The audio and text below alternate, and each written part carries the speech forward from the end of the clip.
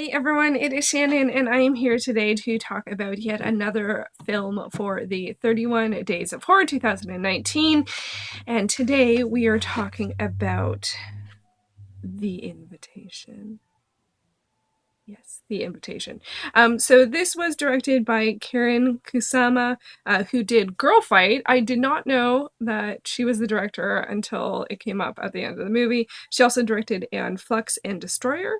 The cast includes Logan Marshall-Green, Tammy Blanchard, Michiel Huisman, which I'm not sure if I'm pronouncing his name right, but he was the only person I recognized. He's from The Haunting of Hill House, the TV series. He was also in Game of Thrones, which I didn't realize that that's actually what I know him from. And it also, I can't remember his character's name, which is horrible.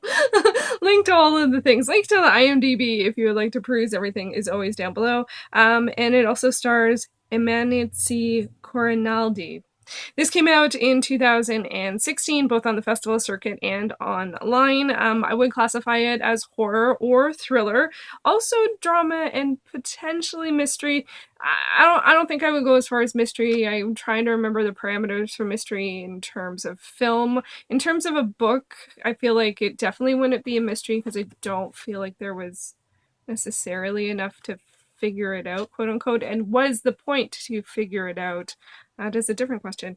I gave this a 7.5 out of 10 or a 4 out of 5, but no heart. I did enjoy it, but I didn't love it. I thought it was good, and I keep on struggling with my rating. Should it be 8 out of 10? Should it be 3.75?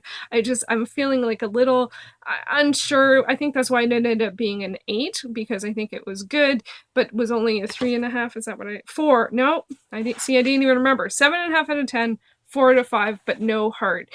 So this is a weird one. I was really curious about this one for quite some time, ever since it came up on Netflix, which could have been back in 2016, more likely 2017, but I don't remember. But it has been on my to-watch list for a really long time.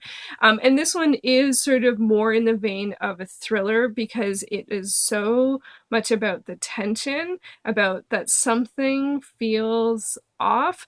Actually, the fact that something feels off makes it feel more like a horror than a thriller. I'm not sure. Do you like classify those differently? Do you care about horror versus thriller? I guess to me they do feel like vastly different genres, but so many of the films that I have been watching felt like they're horror slash thriller. It's very, very strange.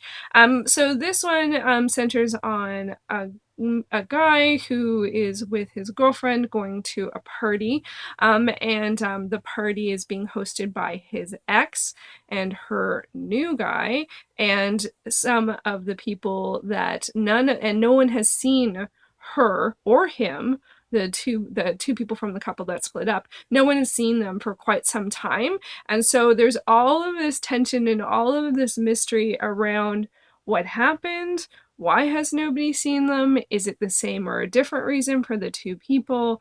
What have they been up to? What have they been up to? Like, and so it leads to all these questions. And now the more that I'm talking about it, the more I'm thinking, yeah, it is an 8 out of 10 because it is really intriguing and engaging from that perspective. And I thought the pacing for how they let things out is good, and how they, like, one of the things I loved about this movie was actually that it really did feel like a party. Like, it did feel like all of these small vignettes, these small scenes between two different people could be any. Usually it was either arguably the protagonist, the main guy, or his ex with someone, and it was usually the main guy though. And so like you had to figure out what was their relationship, what is their relationship, what is going on with each of the two people. Like, it was just all of these tiny like conversations that you had to sort of piece together what happened and where are they now and what is going on. And that's only like the story. That's not even like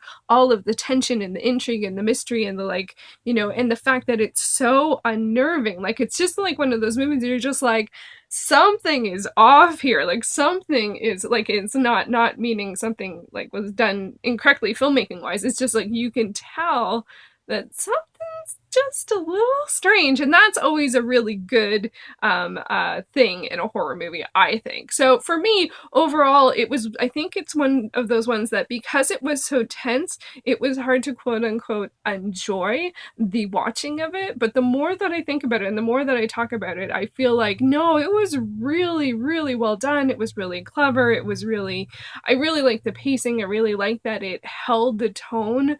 And also, because you feel like something's wrong, but you also question like lots of people. Like you don't like, like, is it reasonable for anyone to have the reaction they're having? Like, I feel like in almost any situation, you could argue one way or the other. And that's not even to get into the invitation thing, which is really an interesting idea. And I'm gonna not do a spoilery review of this one because I think it is worth watching and worth not knowing anything about. I think this is one of those cases where it's better not to know. Like, I could go into all the details and stuff like that, but I feel like it's one that I haven't heard a lot of people talk about, and it's worth giving it a shot. So it is though it is it's not slowly paced, it's just a more of a drama pace than a horror pace. Like, it takes a while to get going, you have to get centered on the characters, and then you're just so like, so it took a while to win me over, but I just decided I was gonna wait it out and see what happened, and I'm really glad that I did. So overall, I did enjoy it. I think, yes, an 8 and a 4 are warranted. A 7.5. I think I'm gonna change that to an 8. But it does. I still don't think it gets a heart because it wasn't. There were some things about it that I felt I didn't. It's not that they didn't work, but for me, it just didn't quite get there. I think often movies that are really tense don't necessarily feel enjoyable, and the heart is completely subjective. So, I'm allowed to include it or not include it, or so. But I did end up enjoying it. So, one of my other questions I always have for myself with the 31 Days of Horror is, was this movie scary? And I would say, in the traditional sense, no. Not for most of it, but it was unnerving, it was unsettling. There were some things that felt like a bit more real world scary. And so that is a different kind of scary than a lot of sort of other kind of thing. Like, there were some heavier themes in this one, without question. So that was like, whoa. And then actually, I don't know, maybe it was scary. It just had a different tone, a different pace to things. So I'm gonna change my answer. I'm gonna change my answer. Yes, it was scary, but generally I felt like it was more of a drama pace, a slower pace, and a unnerving pace. But there was stuff that was scary. So yeah, was I scared when I was watching it? I don't know. I watch a lot of horror, so I don't know.